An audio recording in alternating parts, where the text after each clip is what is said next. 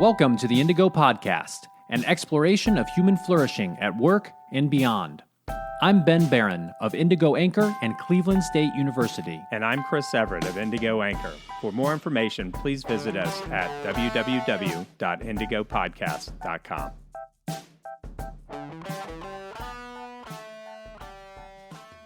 So today we have the wonderful honor to have Bill Gentry on the podcast. Yes, this is so great to have Bill on the podcast. Say hi, Bill. Hey, I'm really excited to be here. Thank you so much. This is great. Yeah, this is going to be great. So, quick intro on Bill Gentry. Bill Gentry is a leadership researcher, trainer, speaker, author, and industrial organizational psychologist with a specialty of helping new and aspiring leaders. He's currently the assistant vice president of career and professional development at High Point University, which is in High Point, North Carolina, which is, of course, the home furnishings and hosiery capital of the world. It is. Indeed. And before that, Bill was a senior research scientist, trainer, and director at the Center for Creative Leadership, a top-ranked global provider of executive education and leadership development. He's an accomplished researcher with research interests that are wide and broad within this umbrella of leadership and so forth. He's published in more than 50 peer-reviewed publications. He's been featured in more than 50 internet and news articles, such as Forbes.com, The Wall Street Journal, CNN.com, Harvard Business Review, Chief Learning Officer, and much more. He's the author of a best-selling book, Be the Boss Everyone Wants to Work For, a guide for new leaders, which we'll certainly touch on quite a bit here today. And Bill holds a PhD in industrial organizational psychology from the University of Georgia. So, Bill, here's a formal welcome to the Indigo Podcast. Well, thank you all. And I've listened to y'all since day one. So this is really an honor for me to be here. Awesome. What? Are you I'm blowing the one. Smoke? I'm the one. I'm the one who's listening to this. It's like whenever I see someone say, "Hey, I read your book," I said, "Oh, you're the one who actually bought it from Amazon. I've been trying to find you." It's great. Yeah. That's awesome. Fantastic. Well, it really is a pleasure to have you. And even if you were not a listener, we would still invite you on here because you have deep expertise and wonderful insights to share with the world. So, I guess a place to start with you, Bill, is tell us about your current role at High Point University. What do you do and what do you find exciting about what you do? Yeah, this role is something that I never thought imaginable when I was in college, when I was in graduate school, when I was, 10 years out of graduate school. But what I'm doing here at High Point University, every university or college, or most of them, I should say, has probably some sort of department. They might know it as career services or whatever that is. And so our office at Career and Professional Development, our mission is to educate and empower all students to translate experiential learning to the professional world as it is going to be. That's what we do day in and day out. So our team helps students with things that you might think about normally, like how do you make a great resume? Or, we get the students who come in. My parents told me I need to have a resume. Can you tell me what that is? And so, well, let's first say it's a resume. And yes, we can help you with that. Cover letters, LinkedIn profiles. What the heck do I need to do with my life? I was in college. I was pre-med for 6 weeks because my Filipino mother told me I was going to be a doctor and I had to be. So when you figure out that this isn't really fun, what sort of career can I have with this major, or I want to change majors, or what major should I have? What career should I have? So we help with major exploration and career exploration. We do all sorts of really great assessments that actually are from a bunch of IO psychologists. And it's all kind of melded together there to really help, with whatever profile you have based on these assessments. These are the types of careers on ONET that are the best fit for you, that sort of thing. Mock interviews. And then we do, grad school research and applications, help people for internship searches, internship jobs, the like there. And then we also, since I came in, I really wanted to up our game in terms of offering certain seminars or workshops. So it's not just how do you build a great resume, but how do you resolve conflict, and how do you give and receive feedback? How do you influence others? How do you communicate well? Those are all things that I wanted to make sure that our office was able to do for our students here at High Point University. So let me interject this.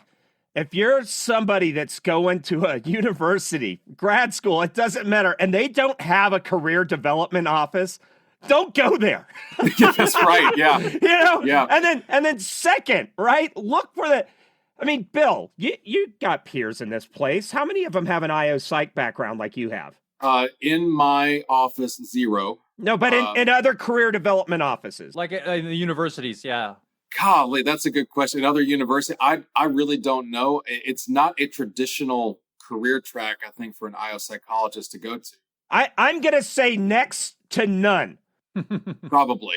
And the reason why is because I talk to friends that have their kids coming out, right? They're coming out of college. And you're like, oh my gosh, he's a numbskull in high school. He barely made it past the college. Hey, go talk to this. And they're not getting any support.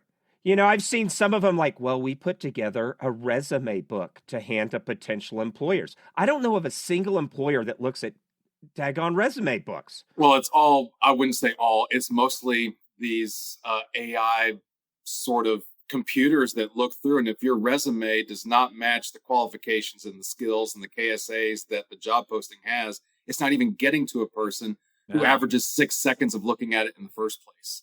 So it's got to get past that applicant tracking system in the first place, which is that AI thing where it says, does your resume match all of the different, as I said, KSAs before? And if it doesn't even get passed on to a person. So you don't even have a shot at getting an interview. So, we tell our students, it's don't spray and pray.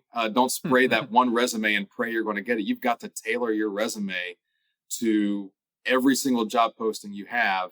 And more importantly, since 80% of the jobs out there are never posted, you've got to network like crazy. Yeah. And networking is so important in life. Yeah. Yeah. So you should look for they're lucky to have you, Bill. I mean, the amount of insanity that you can bring as far as intellectual capability, evidence-based practice to conducting a job search and building your career. And that's why we bring people like you on here, Yeah.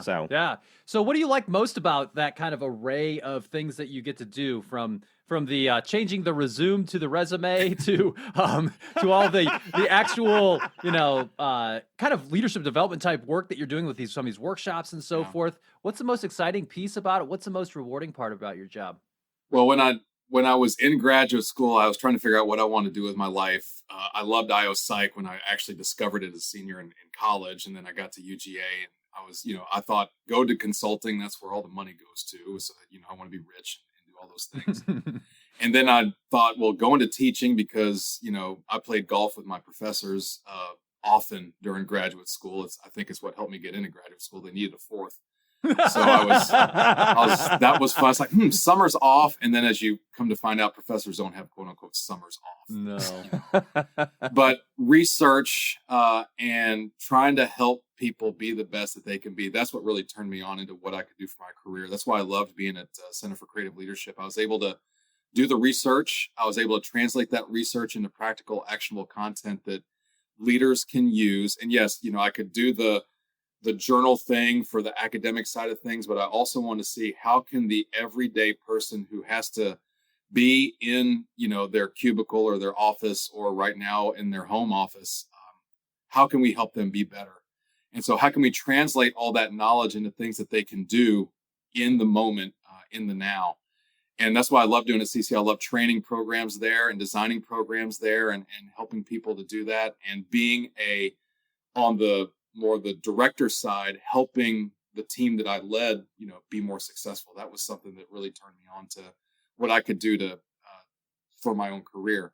And now at High Point, I get to do all those things. And instead of focusing on 30 to retirement age, I get to do it to 18 to 20-year-olds who have the next 50 plus years of their life ahead of them. Wow. Yeah. And so helping great. them understand that you have a chance to set the world on fire, and let's get you to a place to do that when you get out and graduate from High Point University. And that's a really cool thing to see a student go from, one of the first students I ever worked with, he was a sophomore at the time. He'd never had an internship before, and he had a mock interview with one of these local organizations that helps young kids preschool age do soccer.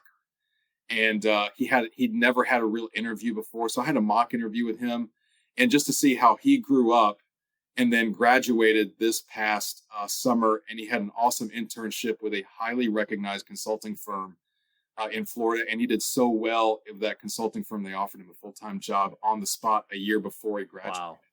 So just to see that sort of transformation for that one student that I had, but I see that multiple times, not just for me, but with my team who does that every single minute of every single day. That's a pretty cool thing to be a part of. Yeah. No, that's phenomenal. I'm actually reminded as you're talking about this of my wife's grandfather. And so he was an educational psychologist, and he joined the faculty of John Carroll University up in Cleveland in 1949. And he was on the faculty there for decades upon decades, actually, until he died, a handful of years ago. And what was fascinating was he did a lot of work kind of similar to what you do. He worked with students to try to help them figure out where they wanted to go in their lives and so forth. And what was amazing is that, when he passed away, and even as he was kind of, getting towards that point in his life, in his older years, just the people coming out of the woodwork saying thank you, people in their 40s and 50s and maybe even a little older saying, I talked to Dr. Nossel back in whenever, and he really, helped me out. I can just imagine that's really rewarding, and it will be for you as you continue in this path. Yeah. And I've had students, reach out to me just to say thanks or update me on where they are. And I've been here almost 3 years now. So I've had almost a full cycle of freshman to senior. I still got a year or two more to get that. But, yeah. Even the folks who just stopped in my office once and they found something they want to let me know. That's pretty cool. Yeah. Yeah. No, that's great. Organizations need to grab hold of some of your passion, Bill, because it's really about that next generation of leadership. We always renew our talent pathways, our thoughts. And then I love how you were talking about the passion, because a lot of people say, well, the youth are just passionate and naive, right? They're going to crash and be another, cog or out there. But that's not true. There's ways to do it. And our university, I think, really, if you think about, we call ourselves a premier life skills university. And we are just really focused on not just what you learn in the classroom, which is so important, the theories you learn and what you learn in that classroom, but also how do you apply that to the professional world?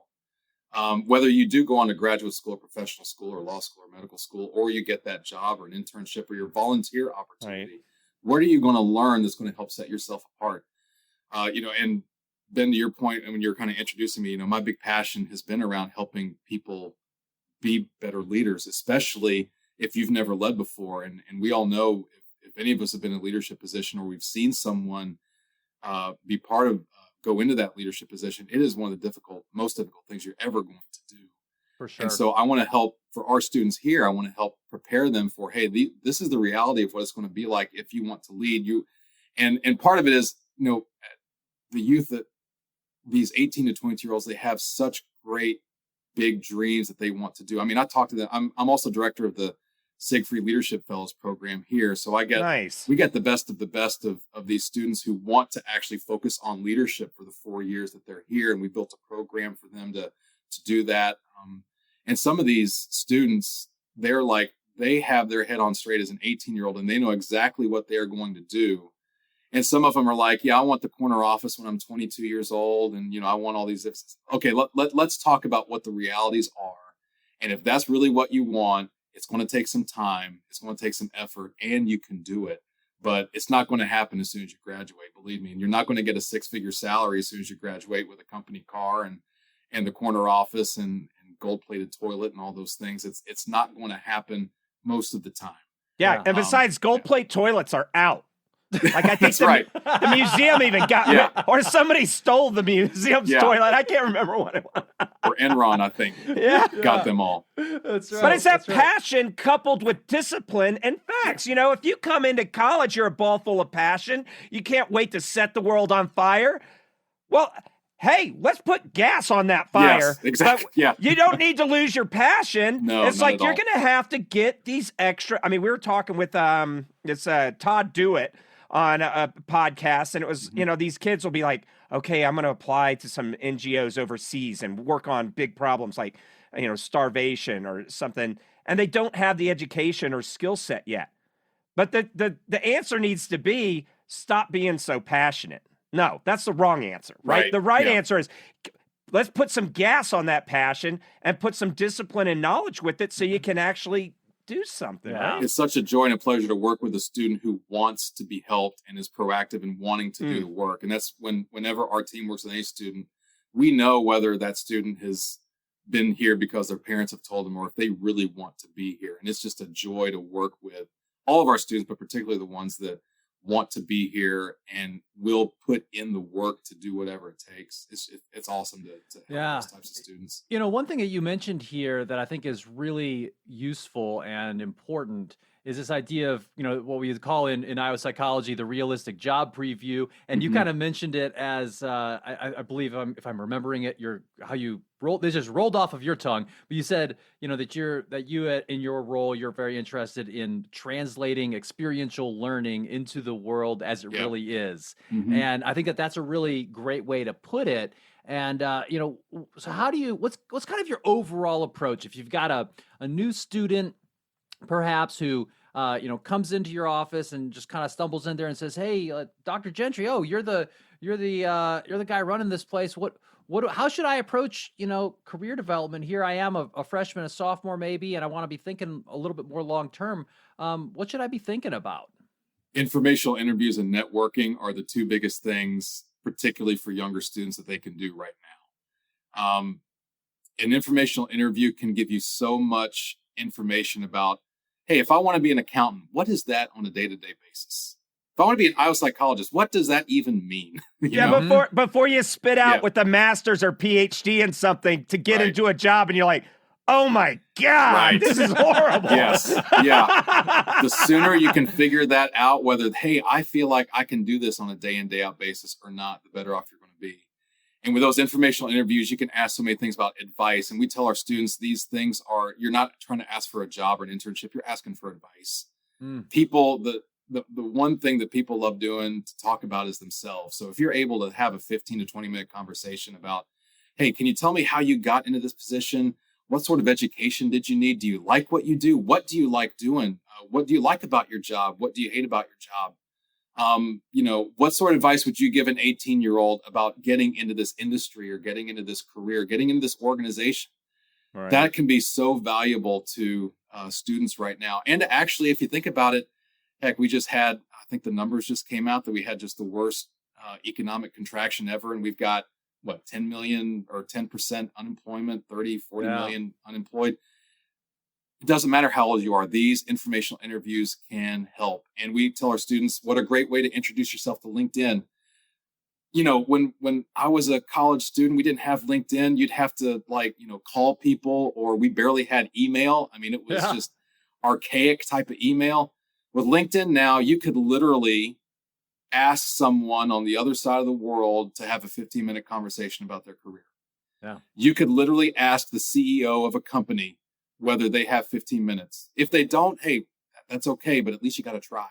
Tell our students, if you think about baseball, the Hall of Fame folks miss 7 out of 10 times hitting the ball. So if you're able to get just a couple people out of 10 to reply and say, yeah, I wouldn't mind having 15 minutes to talk to you about that. What a great opportunity for 18 to 22-year-olds or anyone to reach out to people who they want to know. So informational interviews, and then just by the fact that you're reaching out, you're networking. And I've come to know that networking is so important. I'm a really great fan of Adam Grant's work and the whole Give and Take book that that he has, and a lot of his research that he has. Networking is a big part of that research. Network is a big part of my research too. And so I just believe that, again, as we talked about before, 70 to 80% of the jobs are never posted. It's gotten through your networks. It's gotten through, hey, I just found out that this person's leaving. It's not even posted yet. I know who you are. We just had a 15-minute conversation. You might be a really good fit for this. Let me talk to my HR person and then get you in. That's how it works. And that's how it works really well. And if students are able to, or professionals, anyone, if you're able to think about it in that way, and networking is not a, brown nosing, butt kissing type of thing, or a way to say, hey, I need to get as many people on LinkedIn or as many friends on, networking's not about likes. Snapface. It's not. Yes, that's a business model right there. Snapface, the anti-social.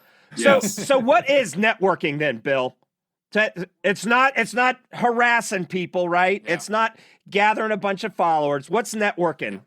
Networking for me is an opportunity for me to understand how I can help other people. And that's kind of how I try to help students or anyone when we talk about understand the importance of it. It's, it is part of it. How can they help you? But I try to go about is how can I help them with anything? And so if I'm an 18 to 20-year-old student, I'm trying to network. One of the things I might want to think about is, hey, I might not be able to help them now. And Adam talks about this in his work. Networking is a marathon, not a sprint. They might be able to help you now, but you will definitely be able to help them later. Maybe you can help them now. If not, you can help them later. You can help them 5 years from now, 10 years from now. Or you're going to be in a position where 15, 20 years from now, you're going to have an 18 to 20-year-old student asking you the same thing that you're doing. So you'd be able to give back in that way. And networking, so in that case, networking for me, just to kind of sum up, is how can I be of service and of help to other people in their time of need? And so being able to understand it and enhance my network, both our strong ties and our weak ties and other people that we have, if you're able to do that, I think you're going to have a really strong type of network. And the work that I know about networking in terms of what networks look like for effective leaders. I get this from Kristen Cullen-Lester, who is a friend of mine. She worked with me at CCL, and now she used to be at the University of Houston Business School. I think she just went to Ole Miss now in Mississippi in their business school. Her research and a lot of others in the networking literature really focus on three things. And in my book, I call it, your network has to be odd. And when I talk about odd, it's not strange or weird. Odd stands for open, diverse, and deep. So you want your network to be open, you want your network to be diverse, and you want it to be deep. If you can have your network be those three things as a leader, you're going to be really powerful in terms of the type of great work that you can do in collaboration with others at your organization or at your nonprofit or at your place of worship or whatever, leader role that you have. Right. So, but if you're 18, 20 years old, and you want to take, open, diverse, and deep. Well, I'm 18. I'm just starting to build this network, right? Yeah. And I don't have a whole lot of skills to offer. What are some ways for a young person to begin that network journey?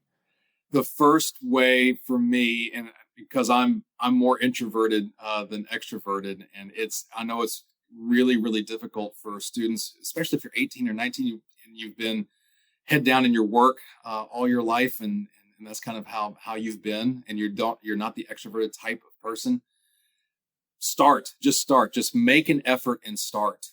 That's the best thing that you can do. The other thing I tell people is, have one or two go-to questions that allow people to open up and talk. And I usually say it's not a yes/no question. It's more of a, tell me something. Why are you so passionate about your job? Tell me something that you love doing about your job. What's a really great thing that you're looking forward to this week in your job? That will get people to open up and talk again because they love talking about themselves. And just be prepared to have that answer to that question too, because they're probably going to come back to you and say, well, how about you? So for me, for students 18, 19, whatever, just start. Go ahead and start and then just build it out. And then you can, as you build out your networks, you can then start thinking about, okay, is my network open or closed? Open means that do people in my network not know others in my network? A closed network means everybody knows everybody. So if everybody knows everybody in your network, you have a closed network. So you need to find people who you can bring into your network that don't necessarily know others that you know already. So that's an open network. You also want a diverse network. And again, you don't want everyone from an organizational standpoint. A diverse network would be, okay, if I'm in research, I have people in my network who are in marketing and in sales and in IT and in operations and all those things. But for an 18 to 19-year-old student, diversity, are the people in my network, do I look at them and I say, okay, are these a diverse set of folks, not just in what you see in their social identity or their race or their gender, not just that. It's above that, their values, their beliefs, their interests. How diverse can you be? And then deep, you want a deep network. You don't just want to know, if I'm an 18, 19-year-old, what dorm room are they in? Or, where are they from originally? What are their values? What are their strengths? What are their goals in life? That's a deep network. So if you can start planting these seeds for yourself to have an open, diverse, and deep network as a college student, once you graduate from whatever institution you're in, you've got that odd network already those people are going to be graduating with you. They're going to be holding the keys to so many things in life for you, not just for advice, but also for maybe jobs or opportunities that are there. And you're going to do the same for them as well. You're going to be able to open doors for them too. Mm-hmm. So if you could do that as a college or university student, once you start working in the world and you have that same mindset, you're going to be able to have these really strong networks that can enable you to do so many great things in your organization. Yeah. I know those are great points. And, one thing that I sometimes tell my MBA students is I say, part of your network is, the person on your right and your left. And, it may seem like a distant future, but, you're going to blink and 10 years are going to go by and you're all going to be in more senior positions than you are now. And you are going to be able to help each other. And here's the thing, like no one's going to want to do something great to help out the person who was crappy on the group project, Yes, so doing that's great exactly work it. is good. Don't be a tool sack in college, right? Not because keg stands aren't fun, which they are, okay? Right? Be engaged, because when you go to hit somebody up, they're going to remember, like, wasn't that the numbskull that was always in his pajamas every day and the class hung over with like some spittle on his sleeve, It's, don't be that guy. Be the guy that's interesting, engaged, and going for it in life with some kind of theme. I mean, you can still work the keg stands in there, but you got to be somebody. You're showing people you're a trusted quantity early on. Yeah. Right. Yeah. And if that's the mindset you have as a 18 or 22-year-old, that will just stay with you for the rest of your life. And people will remember, and people will look up to you for that. Yeah. You touched on it already, but I'd like to unpack it a little bit more. You said, that this networking thing, having an odd network, as you put it, is very important, not only for people who are kind of in this early stage of thinking about their careers and starting to get out there and look for jobs, but also for leaders really at every level. And, Chris and I have come across CEOs and we've talked with them where they haven't really done that. And then it's like, oh, I don't really know how to resonate ideas with people because I don't really have this, or even just resources in the community. Like I need to talk to somebody who knows a lot about this area that I don't and see what they did and that kind of thing. What are your thoughts there? Yeah. As you increase or as you go up the organizational ladder in organizations, it gets lonelier and lonelier the higher you get. And the higher you get, granted, the CEO technically has formal authority over every single person she or he, is looking over. But think about as you go up the hierarchy, if you're going to be like a director, a VP, and on the executive team, you're going to have to be working with peers who you have no direct authority over.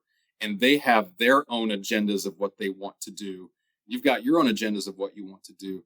And if you haven't been able to really garner and enhance and develop an effective network, you're not going to have the ability to work across boundaries and collaborate with people.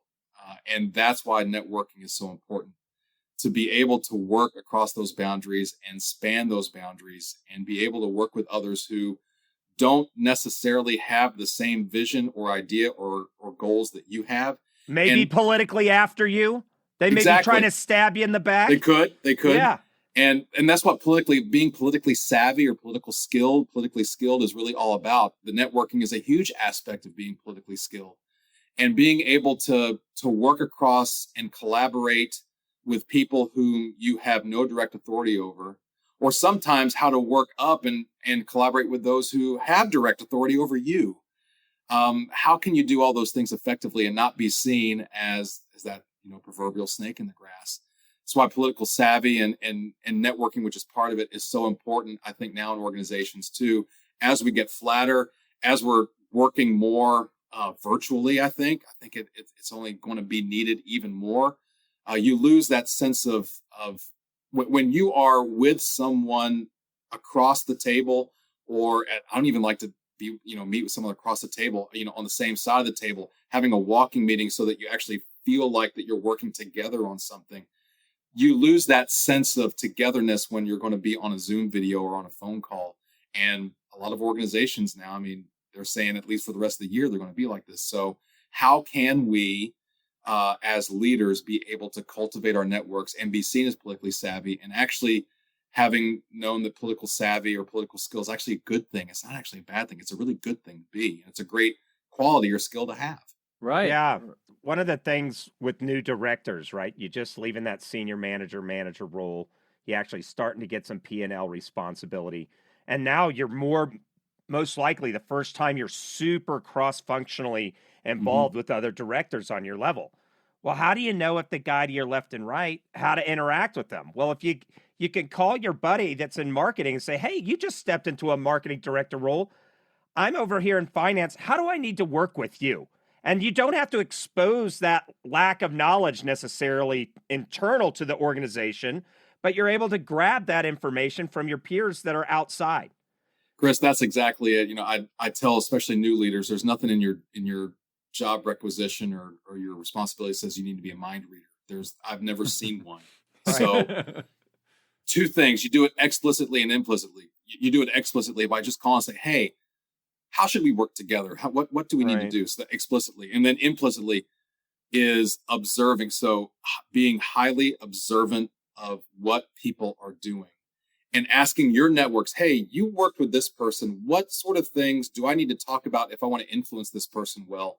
What sort of things do I need to do to be seen in a great light with this person? So doing it explicitly and implicitly. It's the same thing I talk with new managers. It's like when you inherit a team or when you're building your own team, you better have a conversation the first week with every single person on your staff saying, okay, this is who I am. I want to know more about you. What are your talents? Why do you come to work every day? What do you love doing on your job? How do you like to be communicated with? Do you want to be included in meetings? That sort of thing. Just get to know them and know what they want to do. It'll make your life easier going forward. And you don't have to read their minds. You could just actually understand what they want because they're telling you.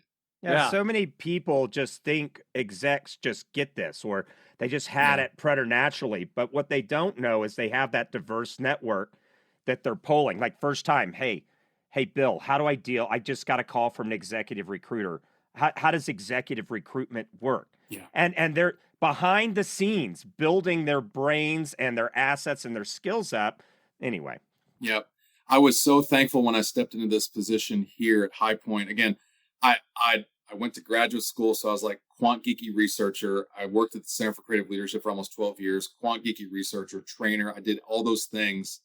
Now I'm here. I didn't grow up, quote unquote, in the education field. And I know a lot of people in university settings that are in these types of offices have like an EDD, or they went through the education part of things. So I was very thankful that through my network on LinkedIn, for instance, and people who knew people in the industry, it's very thankful that when I call and say, hey, can I talk to you for 30 minutes, for an hour, just about how is your team set up? How is your office set up? I mean, there are career services that are an office of one.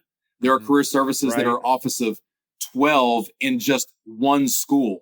So it's just, it's such a broad way of going about what career services are. But being able to draw on people who've been in this was such a huge help for me. And now, during this time, I might not have heard from a while. Now I'm able in a point where, okay, I've been here in this position for a couple of years. How can I give back and reach out to them? Say, hey, here's some things we're doing at High Point. What can we do to help you in terms of what you're thinking about when you might have students who are now not going to be on campus, or other programs that we're doing that might be able to help you spur on other engagement opportunities for your students. So having that network, not just in that organization, but building it throughout it's these strategic relationships. Kathy Cram, who's very knowledgeable about mentors, she talks about having developmental networks and strategic relationships. So how can you have these people in your networks that are strategic, that are not just in your organization, but are in all sorts of different aspects of your life? It's been very helpful for me because you never know who they might know. And that's how I've been able to understand more about career services from people in my network and from people saying, hey, you need to talk to this person, and reaching out to them. Yeah. One other thing that I'm curious to get your take on before we go and talk about your book even more explicitly, because I really want to do that too. But I'd like to just think about careers in general. And, people have a lot of different jobs. The Bureau of Labor Statistics had a report that came out last year, which actually looked at younger baby boomers. So, people who are actually older than all of us on this podcast right now are probably, and it said that those folks, nearly half of them, or they had an average of 12.3 jobs between the ages of 18 and 52. Nearly half of those were between 18 and 24. So people do change jobs a lot. Yeah. And I would suspect, I haven't seen any other data, on younger generations, but it seems like there's more fluidity now than there used to be. But there's always been quite a bit of churn there. But you go is through a there? lot. I don't. Yeah, I don't is know. there Do you really? kn- Because when I look at that, Ben, when you said 12.3 jobs, there seems to be this collective social myth that somehow the boomers, they got out of college if they went, but they didn't have to go to college. They stayed in a job. A company watch, and they're good, right? But 12.3 jobs, which half of them, so that's basically 6 jobs between the ages of 18 to 24. That's a job a year, pretty much. Yeah. I think we do see a lot of our outgoing students who have graduated. They are probably looking at other jobs. That first job out of college, what I tell students about what you should do for that first job out of college, you better be able to learn the most about yourself and learn the most about the world of work in your first job. Mm-hmm. And then use that knowledge to see, okay, is this a place I want to stay in? Or after I get my foundation of, okay, this is how the world works and this is how I can actually function in the world of work. I mean, High Point University is known for its residence halls, and it's such a beautiful campus. There are other campuses out there that are known for similar things too. Life is not like that once you step outside. It is not. And Sad it is to say. Yeah. Yeah.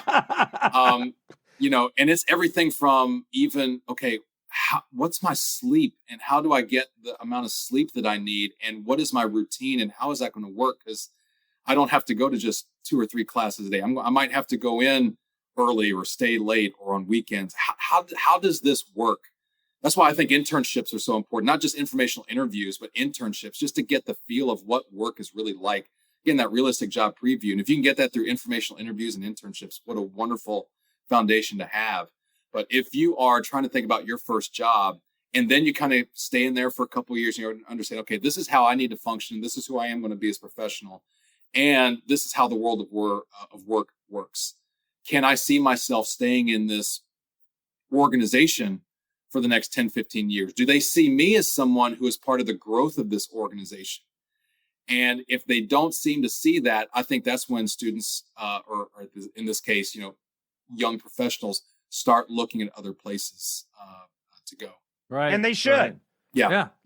Don't listen. Anybody that says, hey, buddy, you need to take this entry-level job and you just need to stay here for at least 10 years. That's not how capitalism works. But, don't you feel guilty if you've got another opportunity, you've built your skill sets and you can, hook it up for some more cash, get on it. Yeah.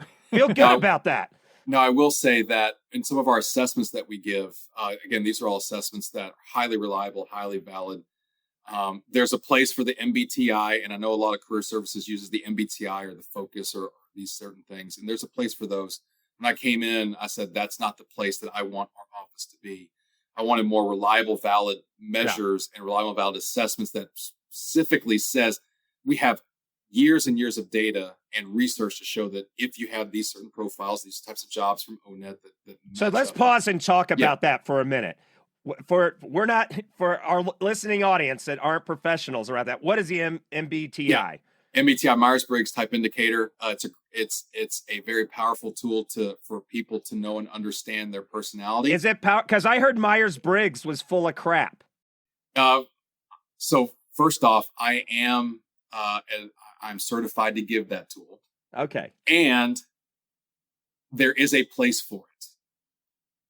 I just think, in my humble opinion, for our office and career services, I thought that Myers-Briggs was not the right place for it. Mm-hmm. So if you think about how people can understand more about themselves, so more about self-awareness. Mm-hmm. If you think about maybe teamwork or collaboration or the way that they communicate, I think that could be a really good tool for people to use in that case. For selection, no. Mm-hmm. Because the data says it's no good for selection. That's right. And that's why I wanted a platform that we were able to work with that were made by IO psychologists, so I trust them. That, hey, if this is the profile that you have based on your interests, your values, your personality, and your workplace preferences. Yeah, like some of the big fives issues. Exactly. Right? And in fact, the personality assessment that we use on the platform, it's the hexaco model, which is the big 5 plus honesty/humility. Mm-hmm. So it's highly reliable, highly valid. And Chris, to the point that I was going to get to, one of the values, or I should say the workplace preferences that I have is stability. I value an organization that wants to keep its people. And I tell, when I teach my career exploration class here, I tell my students, this is what the reason why. When I remember very clearly, it was the first day of summer from college. So I just finished out my freshman year at Emory, drove home the 2 hours to Chattanooga. My girlfriend at the time was going to come visit me for a week. So it was going to be great. It's going to be the summer. I didn't start my internship yet or my jobs there. And so she was going to come and we actually get to spend some time together. We didn't have to worry about school or anything. I get home that day. My mom, who had worked at this company literally from the mail room since, for that time, 20 plus years and worked her way up, she was let go. They had a major reduction in force. And back in the 90s, they did a lot of that because they were, streamlining things and getting things down. And of course, a lot of the older workers, of course, they were let go. And from that day, I knew that I wanted to make sure that I worked in a place that would never do that for me. And so I highly value an organization that is, that stability is important, where you don't see a lot of people getting riffed or getting laid off or getting fired. So I see myself as kind of in the minority that I actually want to work in an organization and grow in that organization. I don't take change very well, and I want to see myself flourish in an organization. So I'm kind of on the lower end of that bell curve, if you will, of people who change jobs. So I've had, since graduate school, I've been in 3 different places. CCL for almost 12 years, a place that didn't really work out.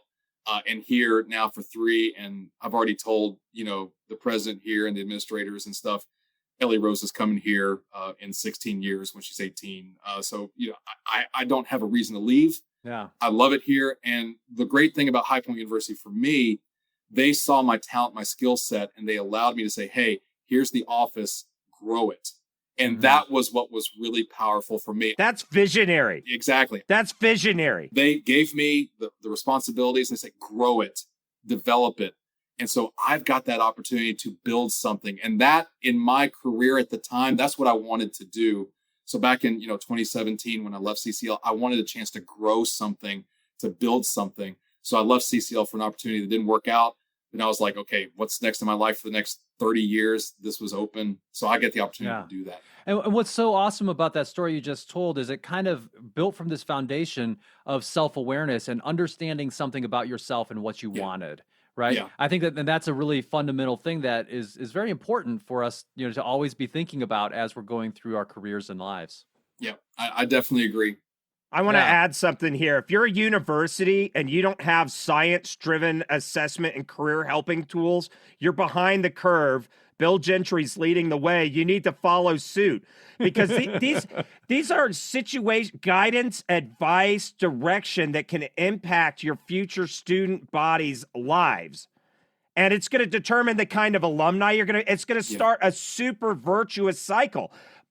And I'm not going to call specific names out, but I've dealt with so many of this stuff where it's just garbage. Well, here's our alumni network. Maybe you want to call somebody. That's the level of immaturity that's unacceptable in the modern workplace, that is facing volatility, VUCA, volatility, uncertainty, complexity, and ambiguity. And science is a way to win.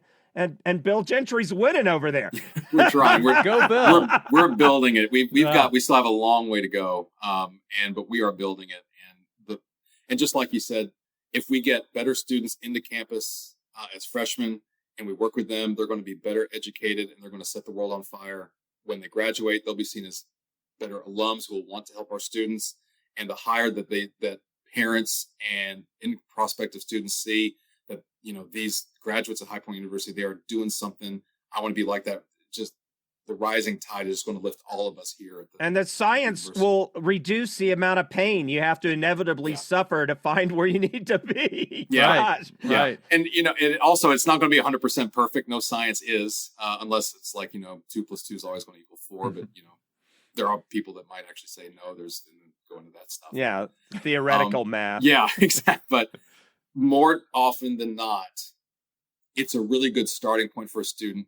And, from my research in leadership, the most effective leaders are self-aware. They know their strengths. They know their weaknesses. They're willing to improve. Working with us in our career and professional development office, you get a really great way to understand who you are. And that's a really great foundation to springboard into other things that you can do in your life. So that's why having assessments that are really highly reliable, valid, proven, we want that to help with our students' self-awareness. Yeah, that's phenomenal. So one thing that we have to ask about careers is COVID, right? So COVID has had a huge impact on the job market, on employment. That's probably the understatement of the year right there. But, what's your advice for folks looking for jobs right now? For first-time job seekers, is there a pandemic-proof career out there? What are your thoughts on that? Yeah, a lot of the folks in the media are saying these pandemic-proof jobs. So, retail, well, not retail, but like, Harris, the supermarkets, and the Walmarts of the world, the Amazons of the world, that sort of thing. That's a kind of a pandemic-proof job. If you kind of think on the surface, maybe it's working in hospitals or working in healthcare. Those are pandemic-proof jobs. But if you kind of dig deeper, particularly in the healthcare sector, I have noticed and seen a lot of folks get furloughed, lose their jobs in the healthcare sector. And it's really, all this COVID stuff is really kind of more on the front lines. Yeah, that's a pandemic safe job. For instance, you're always going to have it, but there are many healthcare jobs that have been lost during this time as well. So I tell my students, and I tell anyone looking for a job, you need to try to pandemic proof your career. What sort of skills can you have that can be transferable to any career? What sort of KSAs, knowledge, skills, abilities do you need? Communication, influence, being politically savvy, being able to collaborate well. Having some integrity and character and thinking about how you, brand yourself. Those are things that are transferable to any career. So if you're able to have those sorts of KSAs, you're going to be much more valuable to any organization because they want people who have had an experience and a track record of communicating well, collaborating well, influencing well. That's the types of things they want. So I tell my students and I tell others, it's not about trying to find a certain job. It's about making sure that you have the skills necessary so that you are marketable for so many different jobs out there. So that's kind of the difference. It's not about trying to find a pandemic-proof job. It's about pandemic-proofing your own career. Excellent. So I'd like to move on a little bit and talk about your book because, so as I mentioned in your bio, so Bill Gentry wrote a book called Be the Boss Everyone Wants to Work For, a guide for new leaders. It's a great book. It's evidence-based. Go buy it. We'll put the link to... Show him your copy. Thank you. Yeah. Look at this. I have it right this here. This book is so dog-eared. Yeah. So I mean, you can mistake it for the Dead Sea Scroll. It's just been used so much. Well, and that's because, so I came to Cleveland State University, fall of 2016, which is right. Your book came out in August of 2016. Yeah. And I was like, I'm going to teach this class on leadership. I was like, I need to use Bill's new book. And so I've been using it for that class ever since. And it's been fantastic. My students love it. I like it a lot because it is evidence-based, it's grounded in research, and provides some actionable advice for people as they're moving into first-time leadership roles and even way beyond, right? The stuff you talk about is not just for first-time leaders. It's very applicable there. It's also applicable across the kind of the spectrum of leadership. I guess, why did you write this book? Why this topic? What are what's been the reception that you've gotten from it, from folks who have bought it and so forth? Yeah. So around 2010 is when I really got interested in that population of leaders, those who have never led before, who did all the work, who did it really well. They got all the raises and bonuses and promotions and accolades, and they got the spotlight all the time. And because they did all that, they're the ones who get promoted in leadership. And what I saw a lot of were people like, I didn't want this. I didn't ask for this. And also they thought that, okay, I'm this leader now. They stopped doing the things that got them into leadership. Or I should say, they kept on doing the things that got them into leadership, and they couldn't make that transition to being a leader. Classic salesperson who does all the things, they get promoted to head of sales, and they can't let go of being a salesperson. And they can't start to have the identity of being a leader of sales. Yeah, they don't have that dopamine hit of closing a deal. Right. Boom, there is Right. $1 million. Boom, there's another $1 million. Yep. Instead and now I need to put together this dashboard for my sales team report. right. Look at how pretty the font is. Sorry, not the same hit, right? Oh yeah. and it's the same with an accountant, a scientist, whatever roles it is. And I started looking at, the data that was there. I think monster.com said something about 60% of people who got promoted in their first leadership position, almost 60%, never got any training or development. Because it costs money and time. Yeah. Companies don't want to pay for it. And they want to focus on mid to senior level executives who've already had 15 to 20 plus years of leadership experience. Oh, yeah. Let me interject something there. Yeah. When you look at budgets, I'm sorry, we only pay for coaches and consultants for our VP and above executives. And like some of those guys have networks at that point that could help them out. But that new director, like the derailment, we talk about this book, The First 90 Days. Are you familiar with that book? Yeah. The amount of people that fail in their first position are huge, and they often don't get another at bat. But they had all the skills, talent, ability, high potential, new leader development. Man, these guys are going to be great. And then have fun with that. So we're just going to throw you in the ocean. Swim, jackwagon.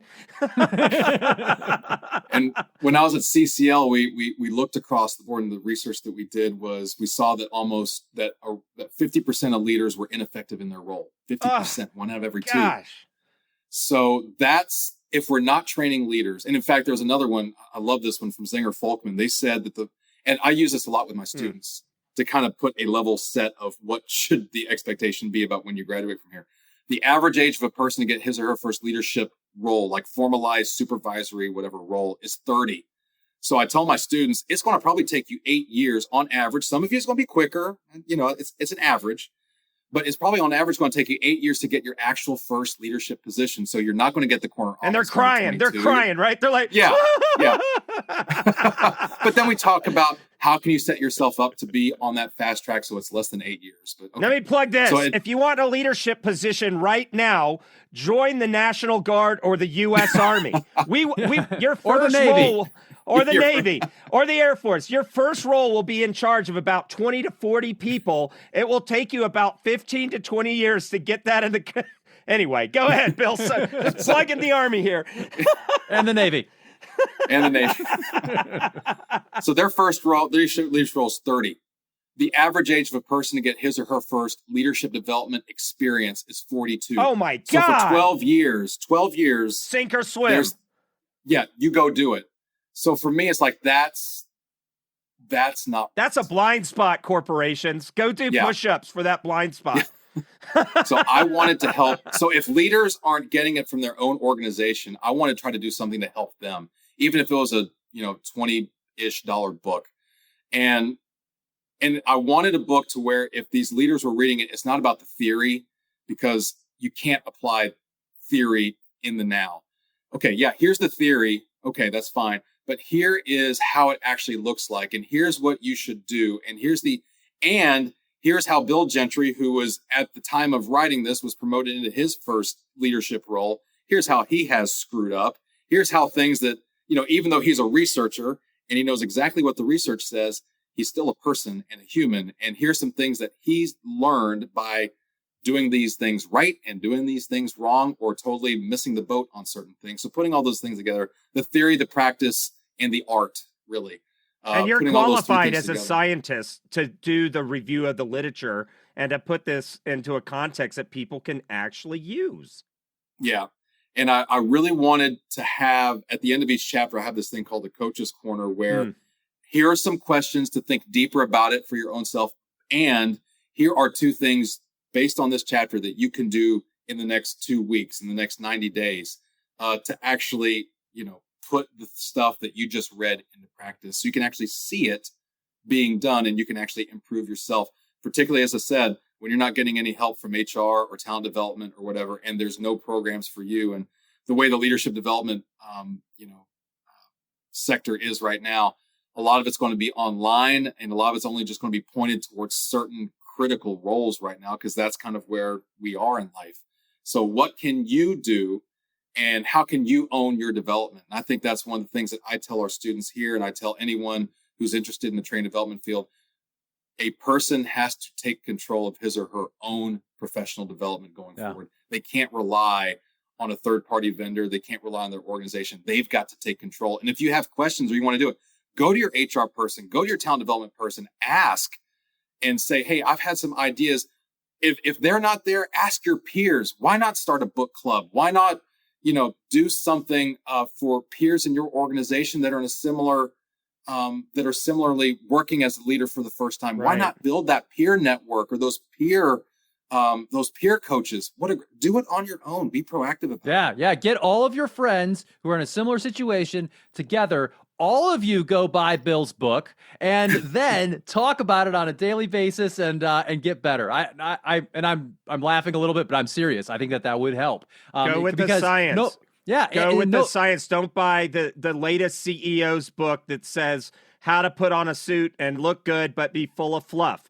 I mean, that's right. So many of the books. Get a book by an actual IO Psych guy or somebody that has some. Anyway, we preach that, but we got to keep going until we stop seeing all these bad books. That's right. That's right. So a big theme in the book is this idea, you kind of use it as a metaphor throughout, is this idea of flipping your script. What's that about, and what do you mean by that? We all have scripts in our lives. It's like, a television actor or a play, a theater, musical, whatever. The script that so many of us live in life, and there's nothing wrong with this script, is a script that I heard a lot about in relationships. It's not you, it's me. That was told to me a lot in my life. And that's nicer than the script I got. It was like, don't even talk to me, buddy. In an organizational standpoint, so getting away from the relationship, in kind of a professional organizational standpoint, what the "it's not you, it's me" script is it's exactly what makes us successful in organizations. It's me coming in early, me staying late, my skills, my talents, my personality, my work ethic, all those things that have made me successful, even ever since I was a little kid. What got me great grades, what got me into college, what got me my first job, or me, myself, and I, focusing on myself. It's not about you, it's about me. And that's what gets us raises and bonuses and promotions in the spotlight. And there's absolutely nothing wrong with that script at all. Nothing. Until you get promoted into leadership. And what so often happens is when you get promoted into leadership, you think, okay, my script in life, if it ain't broke, don't fix it. I'm going to keep living it. And I think that's one of the reasons why 1 out of every 2 managers are ineffective in their role. That's why derailment is such a critical factor in organizational life. They don't, quote unquote, flip their script. And if you're unable to flip your script and say, you know what, my former script, "it's not you, it's me," worked until I was a leader. As a leader, I have to flip my script and say, okay, as a leader, it's not about me anymore. I have to be less me focused and more we focused. If you're able to flip your script and do that and say, my success is not about my own success as a leader. My success as a leader is about my team's success. If they are successful, that's what's going to make me successful. That's what's going to get me the actual raises and bonuses, promotions, how effective my team is, how effective my coworkers around me are. Do they see me as someone who's collaborative, that can work well? That's what's going to make me successful. So flipping my script and saying it's not about me anymore.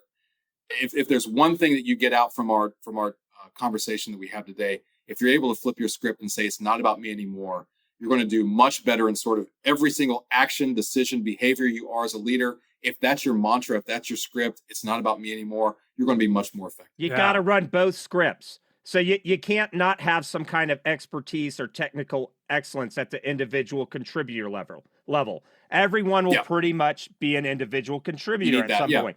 But, and I like that idea of script and IT. You need to run. Well, if you need your email, you run the email software. So you need the individual contributor, you run the individual contributor software. Yeah. But I've sat in so many interviews with managers, executives, where, okay, so what do you think you would add to this role? And like, I don't know. I want to make some more money. You're like, wait a minute, do you have any like facilitation skills, scheduling skills, Ninja skills. ninja skills, skills with the sword and the axe, you know? Are you a wizard +5, you know? Yeah. No, I think it absolutely. And one other big idea in the book, and something you've already mentioned here, Bill, is this idea of derailment. And just, I suppose, quickly for our listeners, what is derailment and some of the causes of it? How can we maybe avoid it? I mean, one of the big ways you can avoid it is by reading and doing what's in the book, but other ways that you can avoid derailment. So derailment's been around for decades. Center for Creative Leadership was one of the first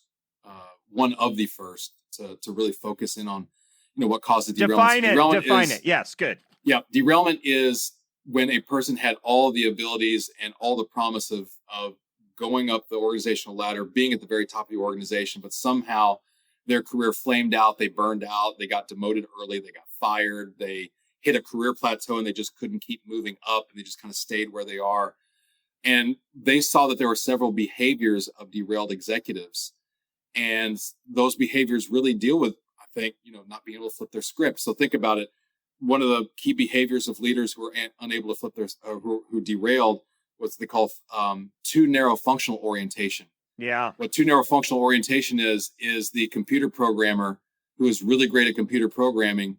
He has to now manage other computer programmers, and he or she can't get out of the mindset of computer programming. And that's all that person does. Even as a leader, you have to be able to get out of that functional mindset. If you're a salesperson, it's not about selling anymore. If you're a researcher, it's not about doing the research anymore. How are you leading those people? So, too narrow functional orientation, problems with interpersonal relationships. That's the lone wolf. That's the my way or the highway. That's the I'm going to do it all myself. That's the one who is cold and aloof. And one of the assessment questions that gets to it that CCL puts forth that I really like is leaving a trail of bruised people behind. Those types of leaders. Those, if you tend to do those things, you're probably on the way to derailment. You can't lead a team well, so not being able to actually lead that team. Your business results, you can't actually, if you got P&L and you're not able to do that, hey, right, you're toast. I mean, so those are some of the behaviors of these derailed executives, and sometimes derailment is out of our control. Think about my mom, for instance. The whole reason her position was let go, the company started merging with other companies. And when you start merging and you have mergers and acquisitions, some jobs are going to let go. So it's, sometimes it's not your fault, right, but a lot of times it is. Yeah. And so you can only control the stuff that's your fault anyway. That's right. Control the controllables. Yeah. And so derailment is something you definitely can control. And if you're on a path to derailment, you can definitely get off that path to derailment if you are willing to do it. Great. Yeah, I think it's definitely an important thing for all of us to be aware of, kind of at every level within our careers, yeah, right? I guess, what are some of the other big things that have really resonated with folks from your book that you really think people should be aware of? I think the ability to know that you can make a difference. I tell new leaders all the time when I'm working with them, training them, whatever, you being a new leader, so many of the people that are working for you are, think about fresh out of college. They might be in their first job. You might be the leader, their first leader they've ever had.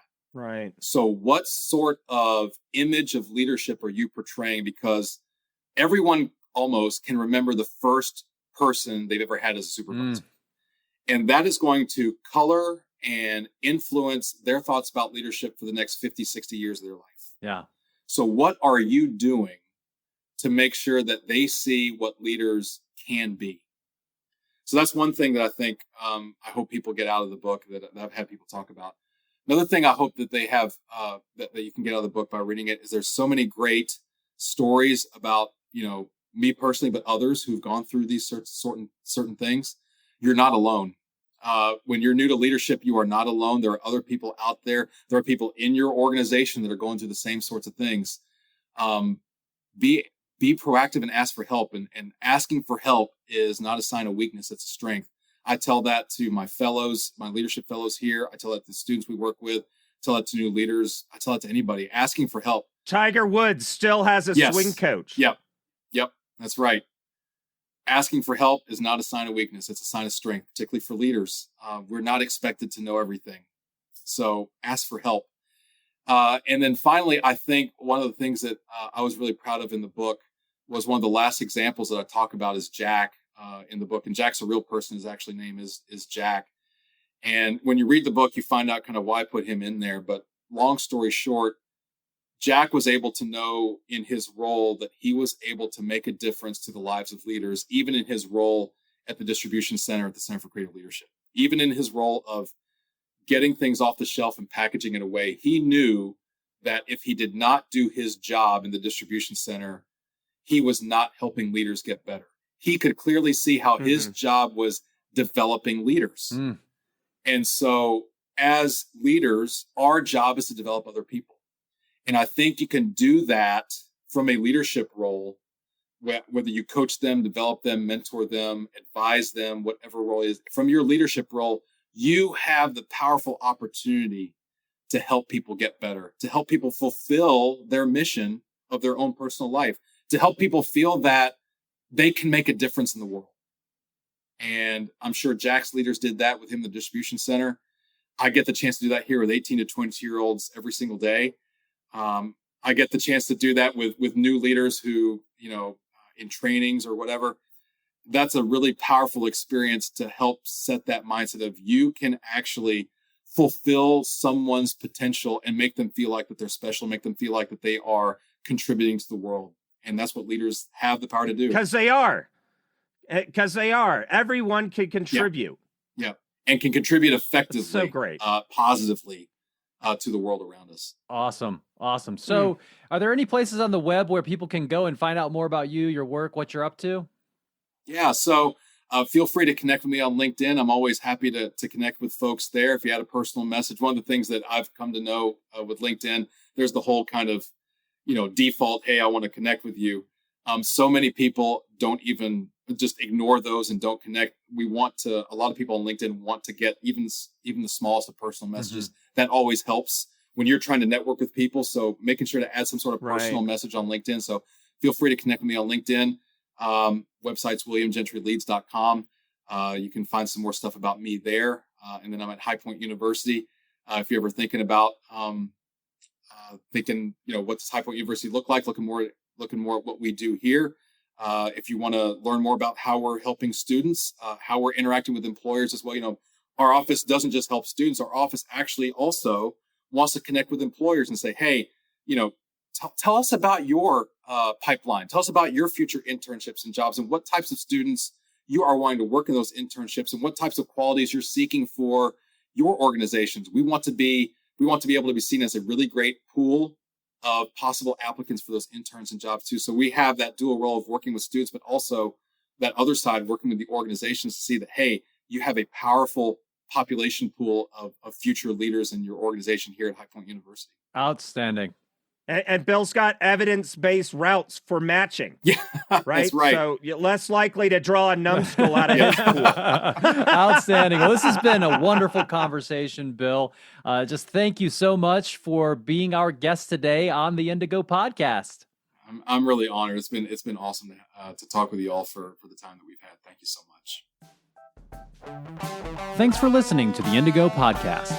If you like this podcast, please consider helping us by rating us on Apple Podcasts or wherever you listen, telling your friends about us, having us on your podcast, or mentioning us on social media. Our website is www.indigopodcast.com, where you can access more information about us and this episode. Thanks again, and we look forward to talking with you again soon.